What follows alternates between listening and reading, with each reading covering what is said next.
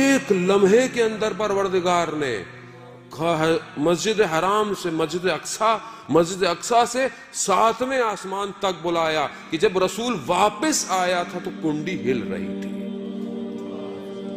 اس رسول کے ماننے والے ہیں کہ جس کے لیے رفتار روشنی کی بھی کم پڑ گئی.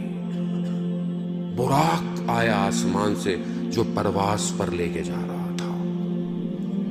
قرآن کہتا ہے اسرا میں اب ہی ہم اپنے بندے کو معراج پہ لے کے گئے. یہ نہیں کہا رسول کو، کہا تم بندے بن جاؤ، تمہیں بھی معراج پہ لے جائے. بندے بنو کہتا ہے، عبودیت کرو. اللہم صلی علی محمد آل محمد. عزیزان محترم، اس رسول کو کہ جو ملی سیکنڈز کے اندر کعبہ سے یا اپنی کزن ام ہانی کے گھر سے یا مولا کائنات کے گھر سے یا مسجد حرام سے، مختلف روایتیں ہیں، سیکنڈ کے 10ویں حصے میں بھی، شاید ہم یہ اپنے آپ کو سمجھانے کے لیے ڈیفائن کر رہے ہیں لیکن شاید وہ اس سے بھی پہلے ہو، کہ وہاں سے مسجد اقصی جو ہے وہ لے کے گئے اور ملائکہ نازل ہوئے. سارے انبیاء موجود تھے اور رسول خدا نے جماعت کرائی نماز کی. اٹس ناٹ اسٹوریز، یہ کوئی تخیل نہیں ہے، ہالی ووڈ کی مووی نہیں ہے عزیزان محترم. قرآن ہے، قرآن جو آخرت تک کا جاوداں معجزہ ہے. ایک لفظ قرآن کہہ رہا ہے، وہاں لے کے اس کے بعد پروردگار نے دوسرا جو سفر کرایا وہ سارے آسمانوں سے پرواز کرتے ہوئے کہیں جنت کے لوگوں کو دیکھا، کہیں جہنم کے لوگوں کو دیکھا.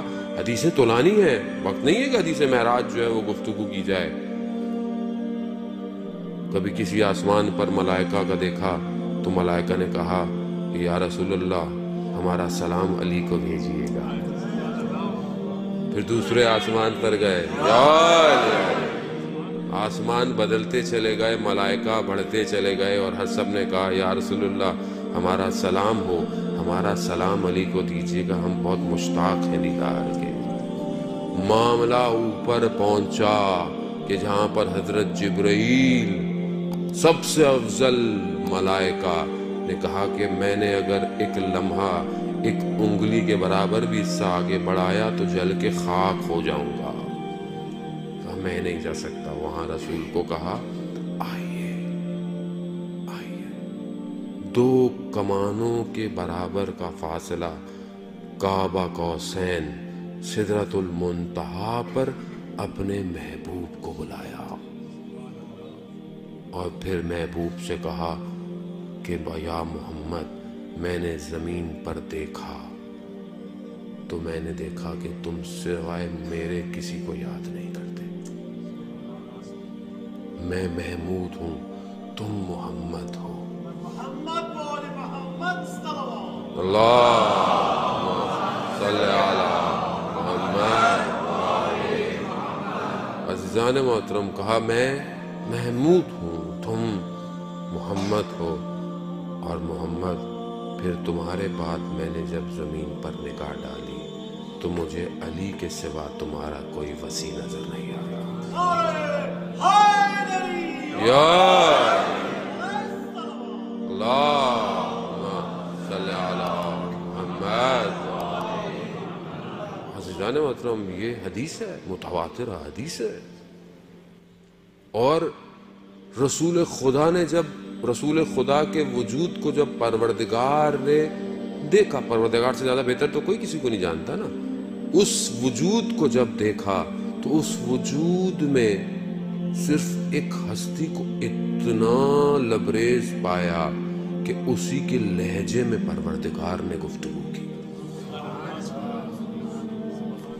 وجود کو دیکھا، یعنی دیکھا کہ یہ وہ اس وجود میں بس یہ ایک اور ایسا وجود ہے کہ جس کے لہجے میں خدا کہہ رہا ہے کہ میں گفتگو کر سکتا تھا، اور وہ علی ابن ابی طالب کا لہجہ تھا.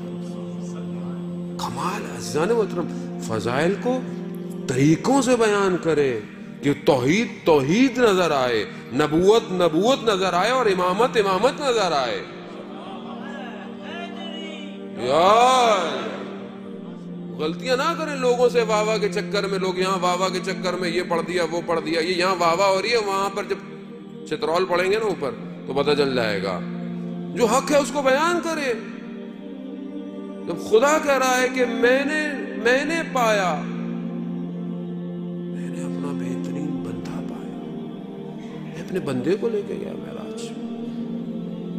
پھر پروردگار نے کہا اے محمد میں نے آپ کو علی, فاطمہ, حسن, حسین اور باقی سارے اماموں کے نور کو خلق کیا, اور اگر کوئی ساری زندگی عبادت کرتا رہے کہ اپنے آپ کو ختم کر دے اور ان کی ولایت کا منکر ہو تو میں انہیں جہنم میں بھیج دوں گا. اور عزیزان یہ ولایت بڑی آسانی سے مل گئی ہم لوگوں کو. قدر کریں اس ولایت کی. یہ اپنی ماؤں کو دعائیں دیں کہ جنہوں نے یا علی کر کے چلنا سکھایا ہے. یہ ان کا کمال, ہمارا کوئی کمال نہیں ہے. لیکن ذمہ داری ہے کہ محبت اور مودت میں فرق ہے. محبت دل میں ہے, میرے دل میں بہت سے لوگوں کی محبت ہے, آپ سے محبت ہے, والدین سے محبت ہے, لیکن یہ ساری محبتیں طول میں ہے یا ہے کہ جس کے لیے پروردگار کہہ رہا ہو کہ رسول ان سے کہہ دو کہ میں نے رسالت کا کام کے لیے تم سے کوئی اجر نہیں مانگ رہا, صرف مودت اہل بیت کی. تو مودت اور محبت میں فرق ہے. تم نے دل میں محبت ہے مجھے تو ماں صاحب میں اہل بیت سے بہت محبت کرتا ہوں. وہ محبت جب تک چھلکے گی نہیں مودت میں تبدیل نہیں ہوگی. اظہار کرے محبت کا. وہ اظہار کیسے کرے؟ تو نعرے مار کر اظہار کرے. وہ یہ بھی ضروری ہے کیونکہ یہ ظاہر وجود بھی تو بتائے کہ کس کے ماننے والے ہو, کیونکہ یہی نعرے ہیں تو عرش پہ جا رہے ہیں جن کو پتا چل رہا ہے کہ کس کے ماننے والے ہو.